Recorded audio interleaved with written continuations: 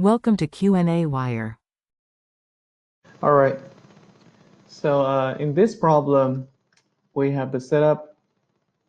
So we have a charged bar over here with length A and total charge is Q. And we have a point charge negative Q over here. So Q is positive and negative Q is negative. So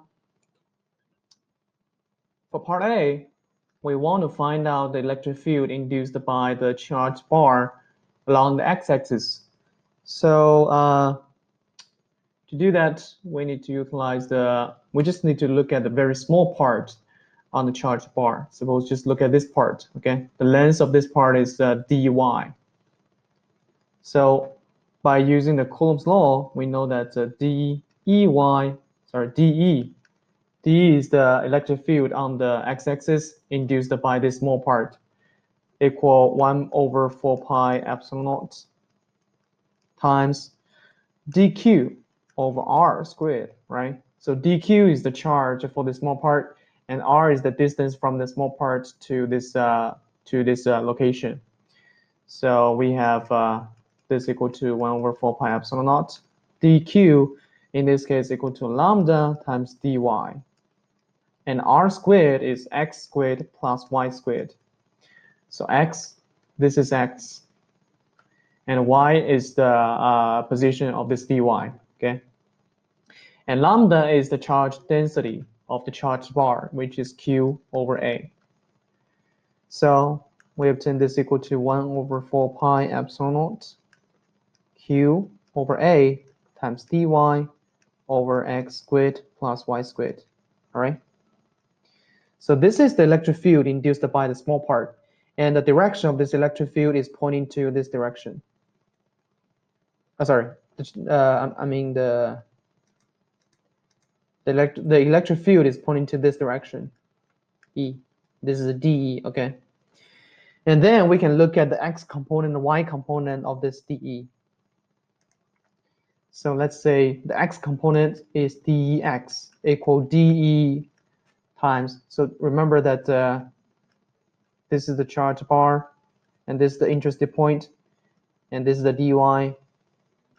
So this is x, this is y. So dx will be equal to de times x over square root x squared plus y squared, right? And dy equal to de times y over square root x squared plus y squared. So just plug the expression for de into these two expressions. We can obtain the expression for dx and dy. So dx is 1 over 4 pi epsilon naught times q over a times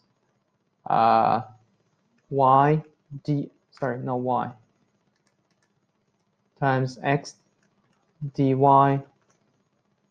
over x squared plus y squared with power 3 over 2. Okay, and for this one, this equal 1 over 4 pi epsilon naught q over a times y dy over x squared plus y squared with power 3 over 2. Okay, and then we can start doing integral to find out ex and ey. So ex is dex, which is so the integrating range is from 0 to a. So it's 1 over 4 pi epsilon naught q over a. Let's see, this is x dy divided by, sorry, not square root. It's just a parenthesis, x squared plus y squared with power 3 over 2. So you can use many ways to do this integral. I'll skip the mathematics here, and I'll just give you the result for this integral. So this equal to 1 over 4 pi epsilon naught q over a times So this result is, let me see, times a over x divided times 1 over square root x squared plus a squared. Okay.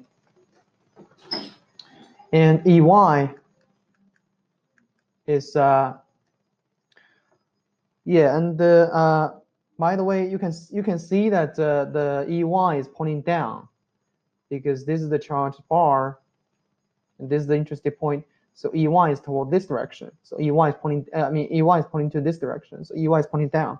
So we have an extra negative sign in front of this integral from 0 to a 1 over 4 pi epsilon naught q over a times y dy with the denominator is x squared plus y squared with power 3 over 2. And this integral gives you negative 1 over 4 pi epsilon naught times q over a times 1 over x minus 1 over square root x squared plus a squared. Okay. Yeah. So this is the expression for EY.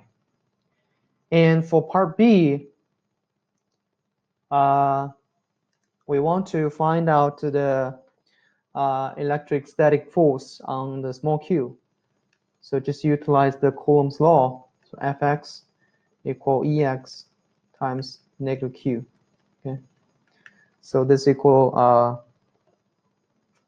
let me see, 1 over 4 pi epsilon naught q over x times 1 over square root x squared plus a squared. All right. Yeah.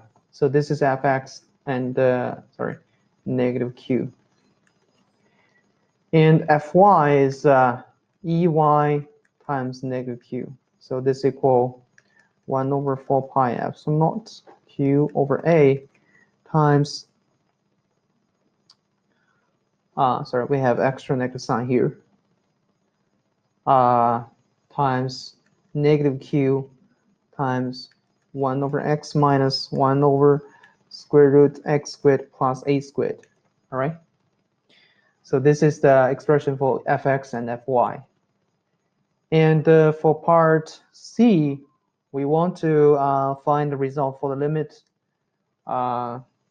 if x is much larger than a. So still remember that Fx is it's actually negative 1 over 4 pi epsilon naught times qq over x and 1 over square root x squared plus a squared. So if x is much larger than a, we can just approximate saying that this equal to x. So this will become 1 over 4 pi epsilon naught q over x squared. Okay, this is approximately equal to. And for Fy, the expression is 1 over 4 pi epsilon naught times q over a and 1 over x minus 1 over square root x squared plus a squared. Okay, and under this condition, we have Taylor series x squared plus a. This has Taylor series equal 1 over x 1 minus half a over x squared and plus etc. So we just need to consider the zeros order and the first order. So I'll just plug the first two orders into this expression, and we can see that this equal to let me see. It actually equal 1 over 8 pi epsilon naught times q over a and times a over x squared. A over x squared. Let me see, is it right?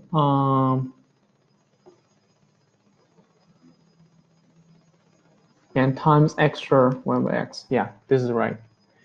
And just simplify it, and you can turn this equal 1 over 8 pi epsilon naught times q a divided by x cubed. Yeah, okay.